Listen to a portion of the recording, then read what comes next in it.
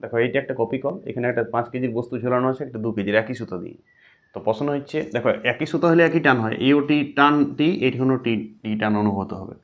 দেখো যেদিকে ভারী বস্তু সেদিকে এটা মুভ করবে, এটা তো জানো নিশ্চয়ই, আর যেদিকে হালকা বস্তু সেদিক থেকে উঠবে। আরে যেদিকে ভারী একটা সিস্টেমে যদি তুমি ভারী তুমি ঝুলে দাও আর একটা তোমার ভাই ঝুলে দেয়, তোমার দিকে মুভ করবে রশি। তো সেই ত্বরণটা বার করতে বলেছে, কত ত্বরণ। দেখো এইটা এ ত্বরণ নিয়ে নামবে, তো এটা এ ত্বরণ নিয়ে উঠবে, ব্যাপারটা কি। আর একই সুতা আছে, কপিকলটা জাস্ট কপিকলের কোনো না, স্থির কপিকল, কপিকলটা স্থির আছে, মুভমেন্ট নয়।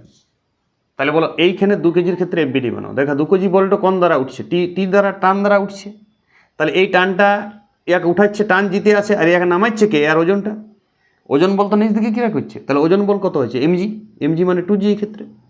তাহলে টি মাইনাস 2G বল, টি উঠাবার চেষ্টা করছে, নামাবার করছে এম এ মানে ওয়েটটা, কিন্তু তা সত্ত্বেও মুভ করছে তো উপর দিকে। তাহলে প্রযুক্ত বল এখানে করতে হচ্ছে এম এ, এম হচ্ছে 2 কেজি, কথা বুঝছো। আর এ ত্বরণ নিয়ে উপরে উঠছে, আমি ধরে নিলাম ত্বরণটার মানে, তাহলে এইটাই আর এফবিডি। স্টক বল, টান বল ওজন বলকে মারছে, তারপরে কিছু সঞ্চিত বল আছে, সেই সঞ্চিত বলটা হচ্ছে 2A, যে বল দ্বারা ব্লকটা উপর দিকে উঠছে। এই ক্ষেত্রে চলে আসবে। দেখো এই ক্ষেত্রে 5G বলটা নামাবার চেষ্টা করছে, এমজি উঠাবার চেষ্টা করছে টানটা।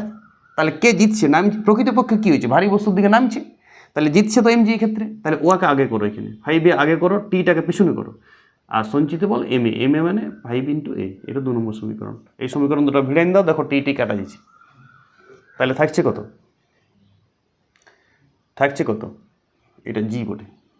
তাহলে 5G আর 2G বিয়োগ করে দিলে 3G হচ্ছে, 3G আর 5 আর 2 7, তাহলে এর মান পাই গেলে তুমি 3G/7। এবার জি এর মান পুট করে দাও 10, তাহলে 30/7, 30/7 মিটার/সেকেন্ড স্কোয়ার ত্বরণ নিয়ে এটা উঠবে, এটা নামবে। এবারে আমাকে টানটা বার করতে বলেছে। দেখো এইটা শর্ট প্রসেস হয়েছে, এই দুটো যোগ করে আর এমজি দিয়ে ভাগ করে দিলে চলতো, 5 আর 2 7 হইতো এম এটা, আর 3G বল দ্বারা স্টক বল, এই বল দুটো বিয়োগ করে দিলে চলতো, শর্টকাট প্রসেস।